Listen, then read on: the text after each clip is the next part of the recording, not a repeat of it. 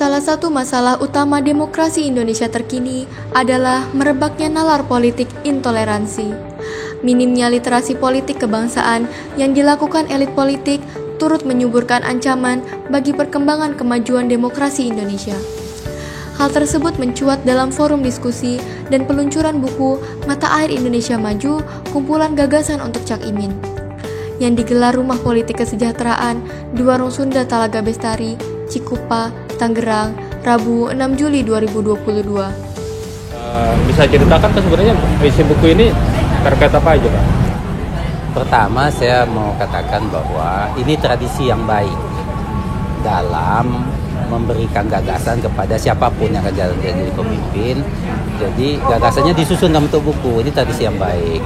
Nah, isi buku ini sebagian besar itu semacam harapan, ya, agar si pemimpin itu mengetahui dari awal persoalan yang ada itu apa, dan berharap dia bisa memformulasikannya untuk jalan keluarnya. Nah, maka tadi saya katakan tradisi yang baik. Nah, dengan adanya buku ini, kalau pemimpin yang lain juga buat seperti ini, timnya nanti si pemimpin itu sudah tahu gambaran masalah itu dari awal gitu. Jadi dia tinggal bisa kembangkan, itu saja. Kalau bisa cerita Pak, substansi dari buku ini yang paling utama itu apa? Yang paling utama kan ya tadi itu, bagaimana kita menjaga ke depan. Pertama soal keadilan sosial itu mesti kita wujudkan ke depan. Yang kedua yaitu menjaga toleransi antar semua kelompok dalam masyarakat. Nah, yang ketiga yaitu penghargaan pada hak asasi manusia. Nah, kalau tiga ini bisa jadi komitmen oleh pemimpin, masalah-masalah yang lain bisa kita selesaikan dengan berpedoman pada prinsip ini. Nah, macam-macam isinya yang sifatnya detail, ya, ada soal pertanahan, ada soal sistem demokrasi, ada soal bagaimana hubungan antar kelompok, bagaimana sistem ekonomi mesti dijalankan.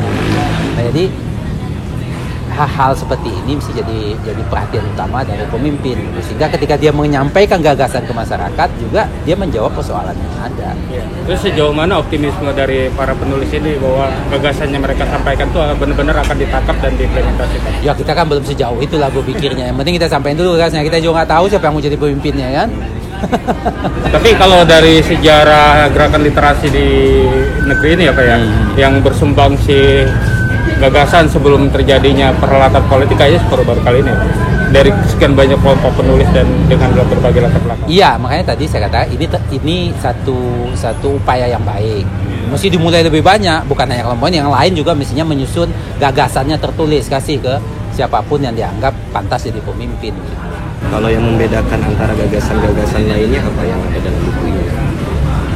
Gagasan-gagasan lainnya kan apa maksudnya itu? Jadi yang menjadi pembeda yang ada di buku ini dengan opini-opini atau dengan usulan-usulan yang lain. Kalau opini-opini yang lain kan nggak tidak terhimpun, ya, berseliweran lah gitu, ya kan.